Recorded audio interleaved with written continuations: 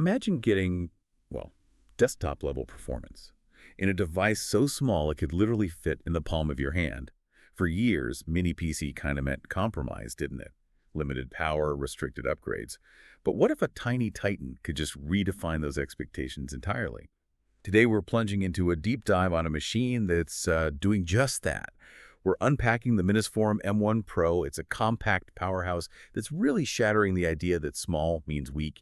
Get ready for some, genuine aha moments as we explore its surprising specs, its impressive performance, and what this could truly mean for your home or office setup. Yeah, and what's truly remarkable here is how Minisforum is using some of the latest, and in one case, a very specific Intel technology, or offer configurations that genuinely push the boundaries for such a compact form factor.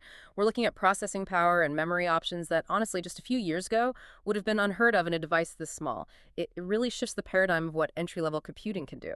Welcome to the Deep Dive, the show that cuts through the noise, gets you straight to the most important insights from the sources you need. Our mission today: to extract all the crucial details from the recent news on this device, the Minisforum M1 Pro. We want to help you understand its capabilities, its different configurations, and, well, precisely where it fits in today's rapidly evolving tech landscape. We're talking real-world implications here, stuff that goes way beyond just reading a spec sheet. Exactly. And our primary source for this is a really insightful news article from notebookcheck.net. It covers the M1 Pro's recent release, its full specs, gives a comprehensive look. So we're going to break down all that technical jargon into clear, actionable knowledge. The goal is you walk away feeling completely informed about what this mini PC brings to the table and, whether it's the right fit for your computing needs. Okay, let's unpack the Minisforum M1 Pro then. When you first heard about this new mini PC, what was its immediate appeal, and how does it fit into Minisforum's already pretty impressive and frankly rapidly expanding lineup? Well, the immediate appeal is certainly its size combined with that promise of serious power. Minisforum has been incredibly aggressive in the mini PC market, and the M1 Pro is their latest big update. What really stands out, I think, is its attractive starting price. It's available from today for under $400. That's pretty compelling right off the bat when you consider the potential inside. Under $400. Yeah. And to your point about their rapid expansion, this release comes less than a month after Minisforum globally launched their AMD-powered N5 and N5 Pro series. So this quick succession of new products clearly shows Minisforum's commitment to innovation. Their pace is really aggressive in this competitive market. They're not just tweaking things, they're strategically expanding their offerings using different chip architectures to capture, various segments of the market. That rapid release schedule certainly highlights their ambition. Okay, but let's get into the heart of the machine. When it comes to the core processing options, the source mentioned two distinct Intel processor choices. Can you walk us through those, especially the nuance around the higher-end chip? That sounded interesting. Absolutely. This is where it gets particularly interesting, especially for folks who follow Intel's architectural roadmaps closely. You basically have two main processor configurations for the M1 Pro. On one hand, you can get it with the Intel Core Ultra 5 125H. Now, this processor comes from Intel's Meteor Lake H family. That's their newest line, designed with a focus on integrated AI stuff and better efficiency. It's a very capable chip. 14 CPU cores, that's 4 performance cores, 8 efficient cores, and it also features a 7-core Arc iGPU, all operating within a 28W shared TDP thermal design power. Okay, 14 cores, 28 watts. That's pretty beefy for a small box. It is, but now, here's the crucial point, the bit that might make some listeners pause.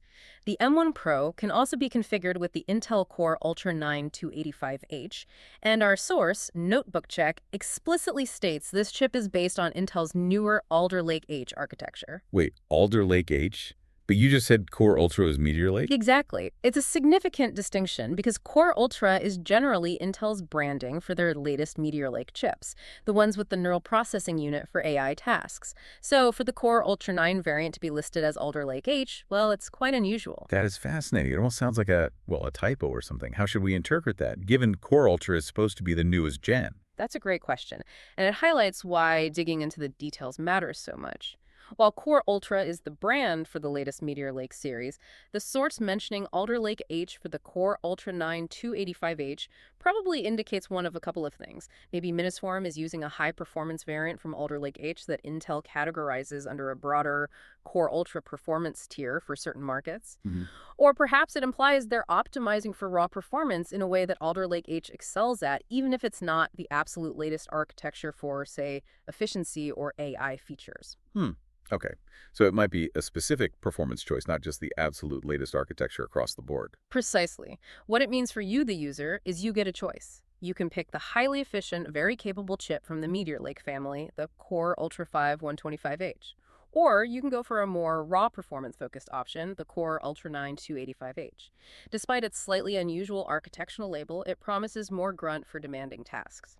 This really lets you tailor the machine to your specific workload, whether that's general productivity and light creative stuff or more intense computations. That clarification is key. So, okay, these two different architectural choices, how do they actually translate into real-world performance differences, especially when we talk about how these tiny machines handle demanding tasks? You might expect a huge jump going up a tier, but is it really that simple? It's a bit more nuanced than just the name, sure, but the performance difference is definitely noticeable.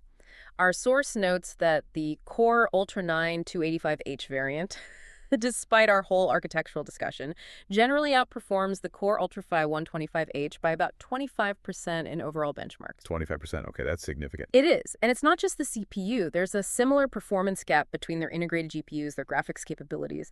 So while the Core Ultra 5 is certainly capable for everyday stuff, the Core Ultra 9 definitely delivers a noticeable boost for those heavier workloads, which, is what you'd expect from a chip aimed at higher performance. Gotcha. Now let's talk about RAM, because this is where these mini PCs start to seriously challenge some larger desktops. When I think mini PC, I don't typically think massive memory capacity. What are the capabilities here? You're right, it's quite astonishing, actually. Both M1 Pro variants come with two SO-DIMM slots, standard laptop-style RAM slots, and they can support an incredible 128 gigabytes of DDR5 RAM. 128 gigs in that little box. Yep. It's a huge amount of memory for a machine this size. It makes it capable of handling very memory-hungry tasks you'd normally need a full-size workstation for. Think running multiple virtual machines at once, heavy-duty video editing, maybe even complex scientific simulations. Wow. But, and this is important, there's a crucial difference in RAM speed depending on which processor you choose. The Core Ultra 525H edition supports up to 5,600 MTs RAM speeds, megatransfers per second. Okay. Think of that like maybe a two-lane highway for data. Pretty fast. Uh-huh. However, if you opt for the Core Ultra 9 285H edition, it's compatible with even faster 6,400 MTs RAM. Ah, so faster RAM with the faster chip. Exactly. It's like adding an extra lane to that highway. Data flows even more quickly, which can make a real difference in tasks that are really hitting the memory hard. It's kind of democratizing workstation-level memory in this tiny form factor. That highway analogy really works. Okay, beyond memory, what about storage and connectivity? Especially for a device this small, you often expect compromises there too. Well, surprisingly, both versions of the M1 Pro are incredibly generous here too, especially for a mini PC. They include a pair of M.2 2280 slots, that's the standard gumstick format for SSDs, and they allow for up to 4 terabytes of PCIe 4.0 by 4 storage, total. 4 terabytes, PCIe 4.0. Yeah. It's a game changer. I mean, I remember when a 500 gigabyte hard drive felt massive for a desktop. So for a device this compact, having 4 terabytes of storage, especially at those lightning-fast PCIe 4.0 speeds, it's truly remarkable. It means you're not really sacrificing storage capacity or speed just because you want a small footprint. You can have a huge library of files, games, big project files right on this tiny machine and access them incredibly quickly. That's impressive. No bottleneck there. What about ports? Right, connectivity. Both processor variants share the same array of front and rear-facing ports. That ensures consistent options no matter which model you choose. Now, the source doesn't list every single port type, but the consistency itself is key for planning your setup, your peripherals. And kind of a neat little addition, there's even a small integrated speaker. Oh, really? Yeah. For those times you need quick audio without headphones, it's handy for basic media or notifications, especially if you're going for a really minimalist setup. Okay, so we've covered the impressive internals, gutsy processors, potentially huge amounts of RAM, loads of fast storage. Now, what does all this mean for someone actually looking to get their hands on one. How has Minisforum structured the pricing and the configuration options? What should you keep in mind if you're thinking about buying one? Okay, pricing and config. Minisforum has structured this pretty thoughtfully, actually. Gives you, the listener, a lot of flexibility. The Core Ultra 5 125H version, which is already quite capable for many people, starts at a really attractive price, just $383, if you choose the bare bones unit. And just to clarify again for everyone, when we say bare bones, what exactly does that mean? Why would someone choose that? Good question. Bare bones means it comes without any pre-installed RAM and without any storage drive. Just the chassis, motherboard, processor, power supply. This is where, like, a savvy buyer can potentially save some money. You source your own RAM modules and your own M.2 SSDs. You can customize it exactly to your needs. Maybe you already have some components, or you can find a better deal elsewhere on RAM or storage. It offers a lot of control and can be a cost-effective way to get exactly the setup you want. Right, for the DIY types or bargain hunters. Exactly. However, if you prefer the convenience of a system that's ready to go right out of the box, well, there are other options. The Core Ultra 9 285H edition, the more powerful one, comes in at $695 for its bare bones unit. And then both processor variants can be configured with pre-installed RAM and storage, but our source describes these as having significant surcharges.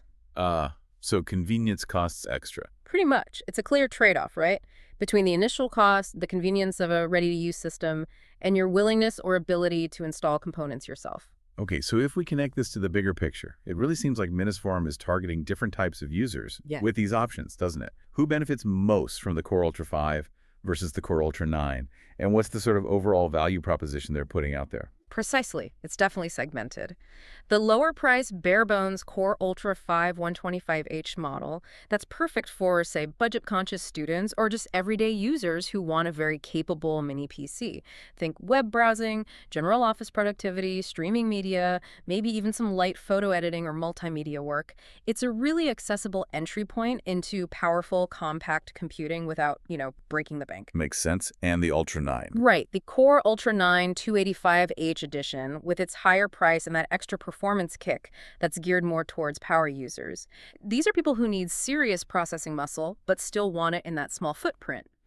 For specific, more demanding workloads, think maybe light content creation, where that faster RAM and the more powerful integrated graphics could actually make a noticeable difference. Or perhaps setting up a robust home server, maybe for media streaming or home automation. Or even running specialized software where every bit of processing power counts. So real work potential there. Absolutely. The overall value proposition, I think, is gaining genuinely powerful computing in an incredibly compact, customizable package that makes it exceptionally versatile for a huge range of applications that traditionally really required much larger systems. Okay, fantastic. So let's try and bring it all together. Let's summarize the core insights from our deep dive into the Minisforum M1 Pro, just for you listening. First off, this mini PC genuinely offers some powerful Intel Core Ultra processors. You've got the choice. The Core Ultra 5 125H or that Core Ultra 9 285H, all packed into a remarkably small form factor. This isn't just about saving desk space, right? It's about getting serious computing muscle in a portable, discrete package that really challenges traditional desktop sizes. Definitely. Secondly, it boasts seriously impressive RAM and storage options. We're talking support for up to 128 gigs of DDR5 RAM, which is just wild for a mini PC, and up to 4 terabytes of super fast PCIe 4.0 storage. Plus, remember that detail. The RAM speed actually depends on the CPU you choose. The Core Ultra 9 supports even faster memory, giving you that extra edge for demanding tasks. That speed difference is key for certain workloads. And finally, despite its tiny size, the Minisforum M1 Pro provides significant performance for its class, especially that Core Ultra 9 variant. And it does all this while starting at a very appealing price point, under $400 for the bare-bones Core Ultra 5 model. It's really a testament to how far mini PC tech has come, making high-performance computing much more accessible in a smaller footprint. Yeah, absolutely. So our deep dive into the Minisforum M1 Pro should now equip you with, hopefully, more than enough knowledge to evaluate if this little powerhouse fits your specific needs. It's truly about balancing that power, the portability, and the customization. Whether you're a casual user looking for an efficient everyday machine, or maybe someone who needs significant horsepower for more demanding tasks. That's our deep dive into the Minisforum M1 Pro. We really hope you feel incredibly well-informed now, ready to tackle whatever computing needs come your way, armed with some solid knowledge about these fascinating compact powerhouses. And maybe, as we consider the rapid evolution of these mini PCs, their increasing power and ever-shrinking size, it raises an important question for you to ponder. How do you think this trend will impact the future of traditional desktop computing? Seriously, will the Mini become the new main workstation for many users, or will those traditional desktops always retain their niche? Something to think about. A great thought to leave you with. We encourage you to consider that. Until next time on The Deep Dive, stay curious.